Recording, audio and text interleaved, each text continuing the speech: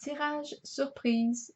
Je vous invite à vous laisser inspirer par les images et les mots de ces cartes, tout en vous rappelant que vous pouvez interpréter ce jeu différemment.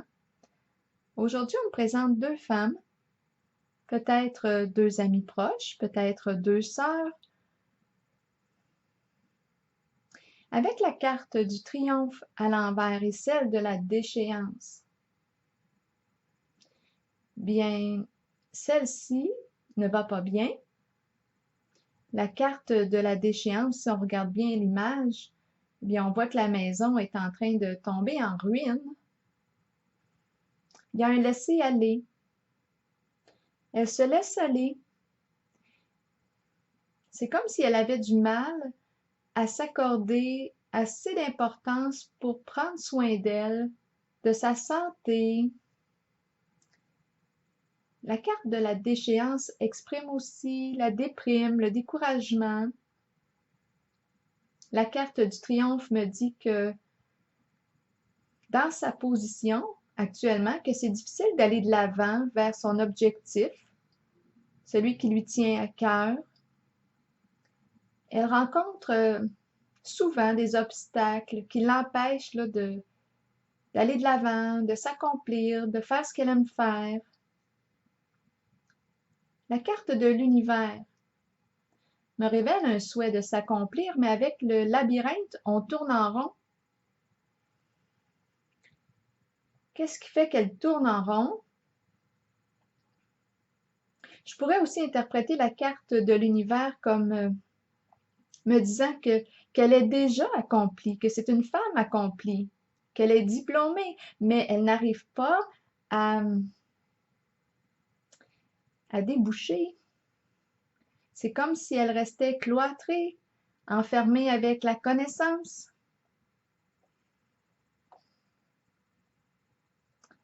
Votre ami, la personne qui est proche de cette femme, est représentée par la carte du sacrifice à l'envers et celle du foyer. On pourrait penser qu'elle est au foyer, qu'elle s'occupe de sa famille, de ses proches. Mais là, avec la carte du sacrifice, c'est comme si elle était seule, la seule, à mettre les bûches dans le foyer, à entretenir le feu. Et je pense qu'elle commence à être fatiguée.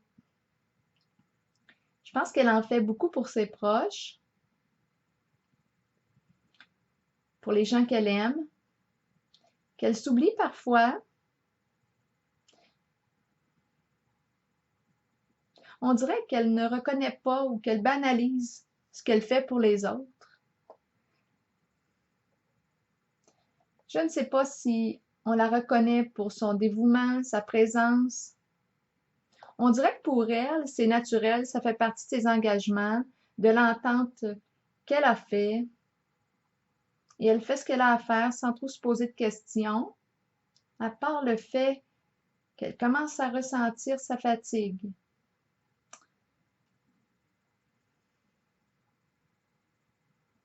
On dirait qu'elle a de la misère à lâcher prise. C'est elle qui prend en charge, qui porte sur ses épaules une charge, et je pense que ça commence à être lourd, lourd en responsabilité.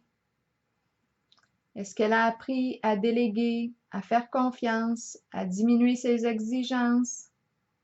Là, quand je regarde la carte de l'univers et celle du labyrinthe, ce qui me vient à l'esprit, c'est qu'elle est peut-être prise dans le tout faire. Parce que l'univers, c'est la carte du tout. Avec le labyrinthe, elle est peut-être coincée là. La carte de l'intuition inversée est celle de l'obstacle. Bien là, ce que je perçois, on pourrait parler des deux femmes ici. Je perçois de la difficulté à se déposer et à se mettre à l'écoute de notre voix intérieure. La carte de l'obstacle peut représenter un blocage psychologique, émotionnel. Est-ce qu'on aurait peur d'entrer en communication avec soi, d'entrer en relation avec notre âme, avec cette énergie présente qui nous traverse lorsqu'on est dans un état de calme mental. Ça semble difficile de s'arrêter, de faire la pause et de méditer. Là, ici, lorsque je calcule les cartes, on relève l'importance de choisir. On a une décision à prendre. Je perçois de l'hésitation. Là, ça me fait penser à un témoignage que j'ai entendu d'un homme récemment qui disait qu'à un moment de sa vie, il était attiré par la méditation. Bon, peut-être qu'il avait, oui, traversé des moments, des passes difficiles, et là est arrivé le moment où c'était un peu comme si son âme lui avait dit que tu sois prêt ou pas, j'arrive. Et que là, bien, il avait un choix à faire, soit de l'écouter ou pas. Bien, on dirait que c'est ce que je perçois ici. C'est comme s'il se présentait maintenant cet appel et qu'on était rendu à faire un choix. J'ai pigé une carte conseil de mon oracle de l'âme intuitive et c'est la carte de l'ange. Je vous lis le message associé à la carte. Nos bien-aimés de l'au-delà et les anges nous accompagnent quotidiennement. Ils nous aident, nous aiment et nous protègent. Si vous leur demandez de travailler avec vous et de vous assister dans votre cheminement de vie, ils marcheront à vos côtés. Vous ressentirez leur murmure dans le vent et vous accueillerez l'amour qu'ils ont pour vous.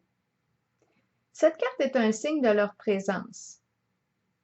Observez les signes, confirmant qu'ils vous aident, vous guident et vous protègent continuellement. Alors voilà, on dirait que c'est l'appel du guide, c'est l'appel de l'âme, de cette lumière intérieure.